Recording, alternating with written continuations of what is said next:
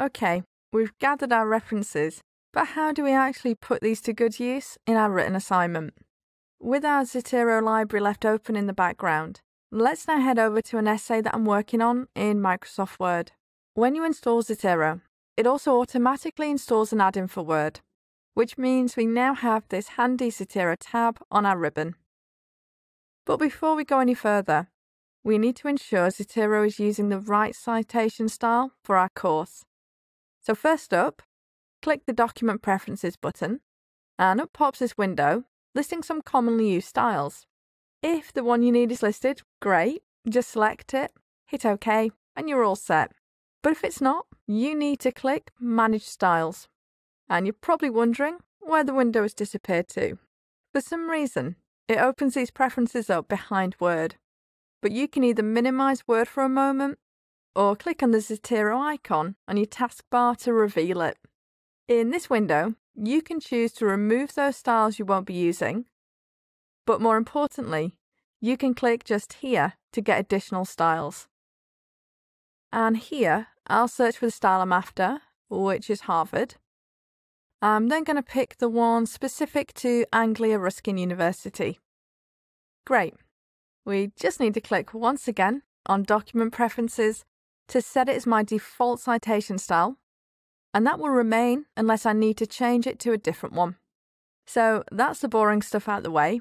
Let's now look at the fun stuff.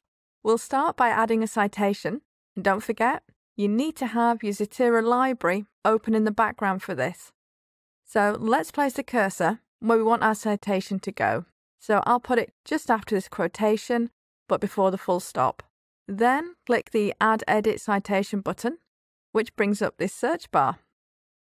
So here you can enter a keyword, a title, or an author's name, and Zotero will then search your library for the appropriate reference.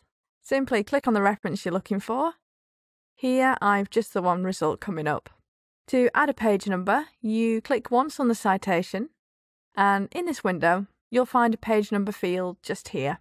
I'm going to add page 55. I can now hit Enter, which updates the citation, and then hit Enter again to insert it into the document. If you need to edit a citation, just click within the citation you want to edit, and again, click the Add Edit button. Like before, click the citation once to bring up this window, and I'll amend this to page 56. Let's hit Enter, and Enter again to update that citation. Great. Once you've inserted your first citation, you can also start building your bibliography. So place a cursor at the end of your document, and this time, click the Add Edit Bibliography icon. And we actually only need to do this once for this document. So going forward, each time you insert a citation, it will automatically be added to your reference list in the correct order. So let's add another citation.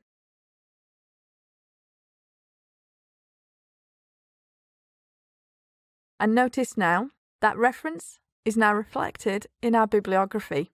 Now, if you spot a reference which doesn't look quite right, and here I've noticed this particular reference is missing its publisher details, just jump over to your Zotero library and make the changes you need. So let's manually add the name of the publisher in the details on the right. Then back to the Word document, hit the refresh button, found here. This will now update the bibliography according to those changes we made in our Zotero library.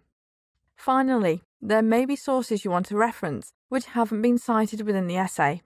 However, you can also add these to your bibliography. Again, let's go up and click the Add Edit Bibliography button. And in this panel, we have our collection folders on the left, our items in the middle column, and the references we've used in our bibliography listed over on the right. We can then use these arrows here to move our references in and out of our bibliography. So I'll select these two, click this arrow pointing right, click OK, and now these are also included.